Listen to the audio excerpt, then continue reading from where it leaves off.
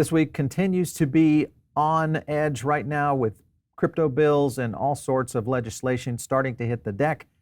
We'll break it all down for you and also give you an insight as to how this might actually affect Web3, meme coins, and a whole lot of the rest of the crypto market. My name is Paul Barrow. Welcome back into Tech Path. I do want to thank our sponsor today, and that is Wilder World. If you guys are not already watching this project, and you should be, make sure and check out their Epic Game Store. This is something where you can go in and actually wish list this right now. And if we get some clarity on, especially on this FIT 121 bill or the FIT bill, FIT 21 versus SAB 121, if we get some clarity on that, then we're going to see some potential, I think, fireworks in this area. So check it out.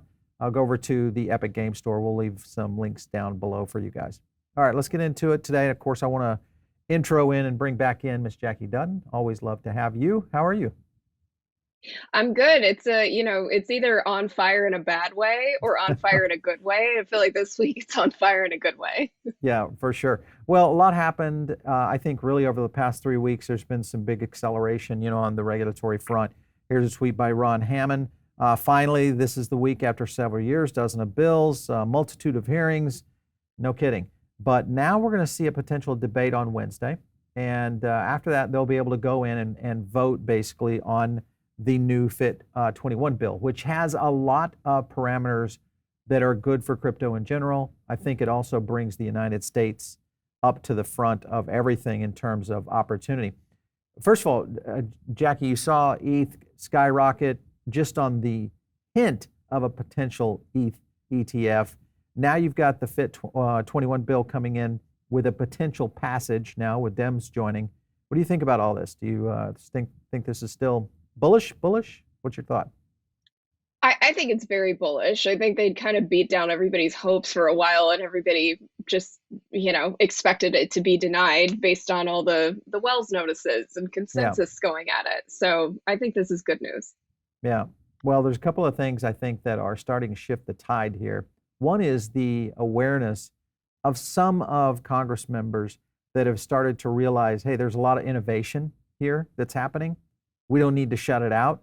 Here was a piece, of course, to avoid danger, U.S. must lead crypto and blockchain. And this was an opinion piece by Tim Ryan. And of course, remember, Tim Ryan has talked about this before. But I think the fact that we're starting to see a lot of the Democrats starting to look at this as a potential business opportunity for innovation.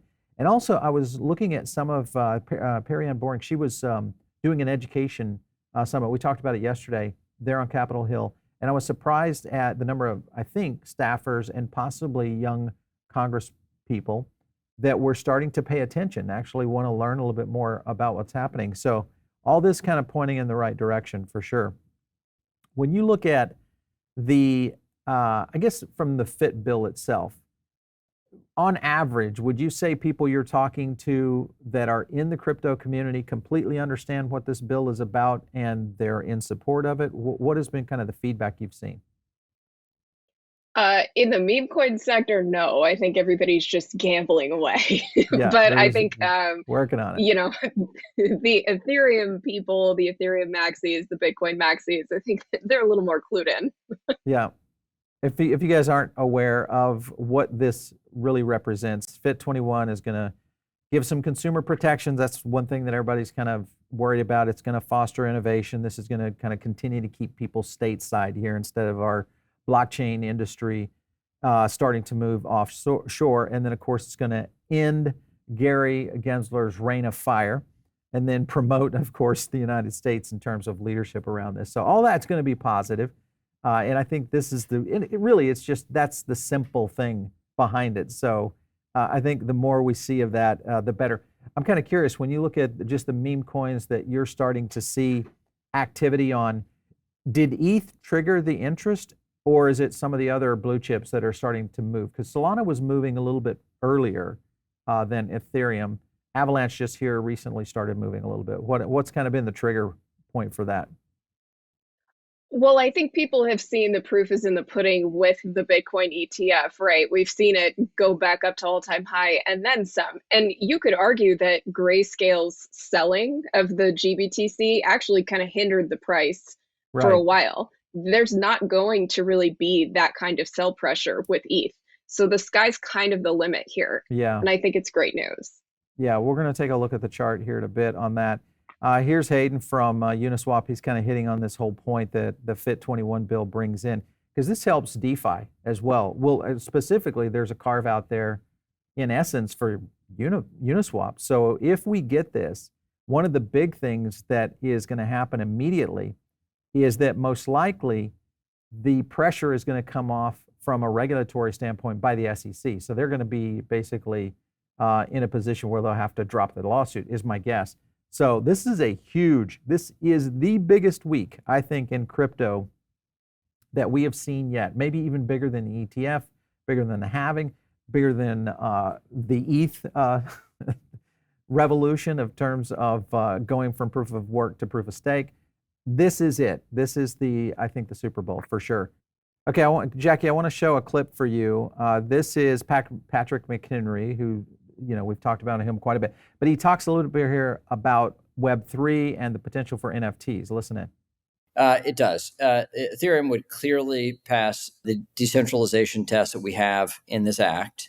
There are a number of assets we put through this test to see where it would fall out. But Ethereum clearly meets that mark and would be a digital commodity. So imagine you take no outside capital.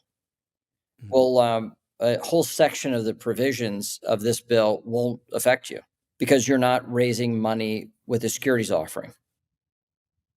So that is a big, big step in the right direction. If you're not taking outside capital, you're working this. So essentially what you're going to look at is a whole ton of meme coins or any project out there starting to do just a frenzy of airdrops to try to create that brand IP and obviously that value. So this will be a huge step in the right direction. Has the NFT community realized that FIT21 sets this up?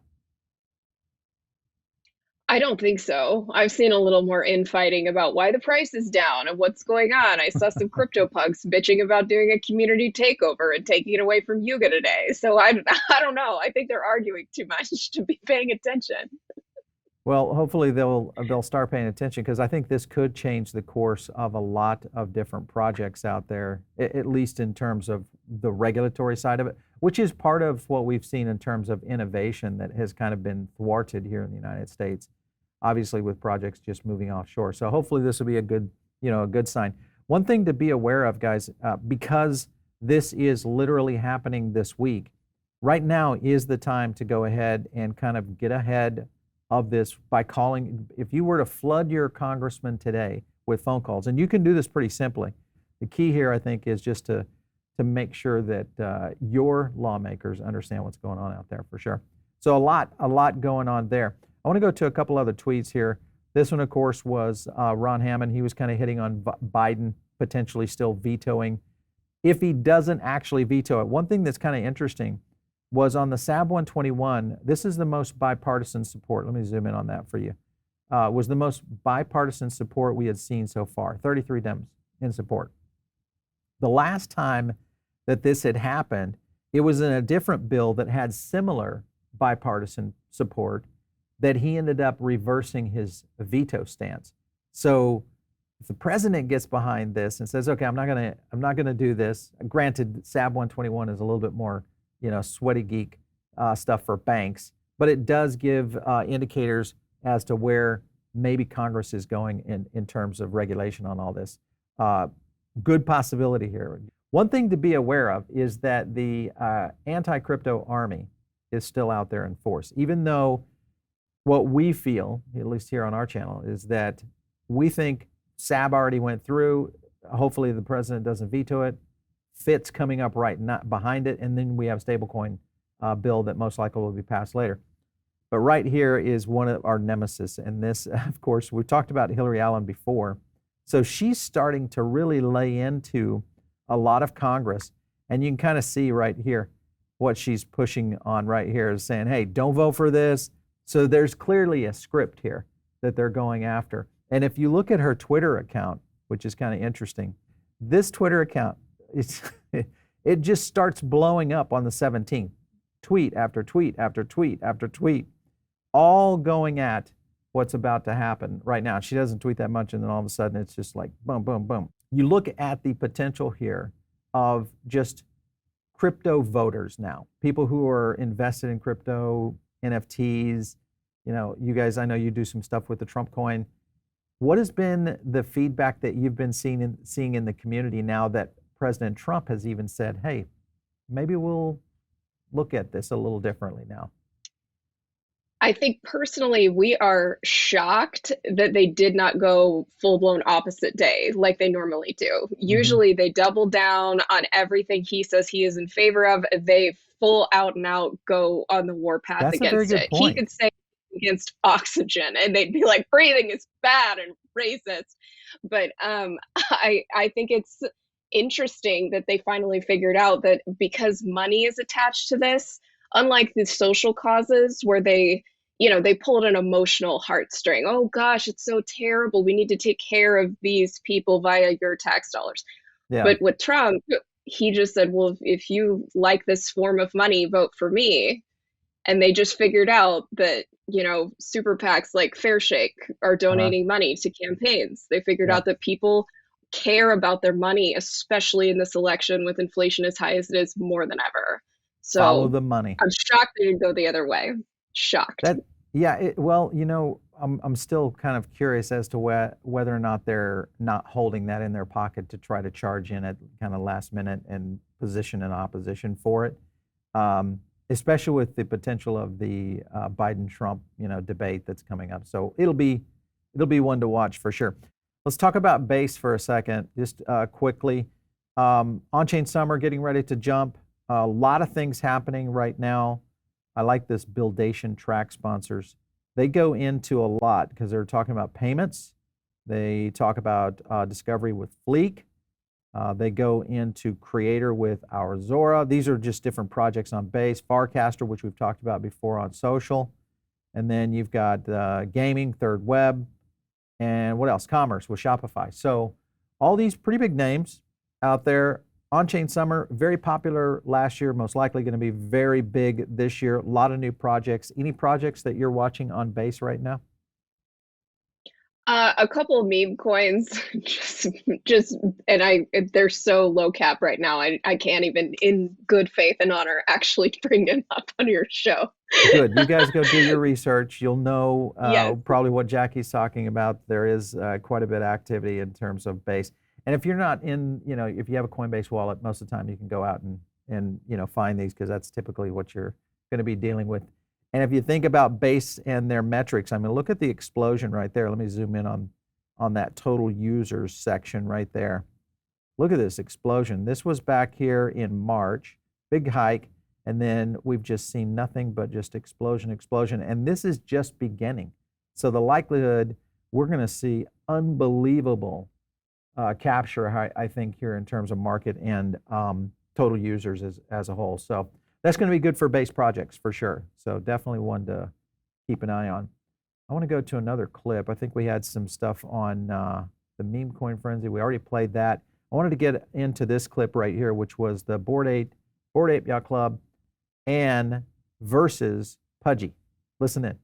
So I've got two JPEGs for you right here. These are both NFT projects. Have you heard of NFTs? Oh, God. On the left, we got Bored Ape Yacht Club. It's basically a brand based on luxury. On the right, we have Pudgy Penguins. Pudgy Penguins is more of like a cute profile picture. They're building experiences for a younger audience. Which one of these JPEGs would you make your PFP? The Bored Ape or the Pudgy Penguin? Probably go with the penguin. That's my vibe, Pudgy Penguin. We go with the penguin. The penguin, because you said the monkey represents, like, wealth. So you choose poor? Yes. I'm gonna go this one. I would choose the penguin. This one.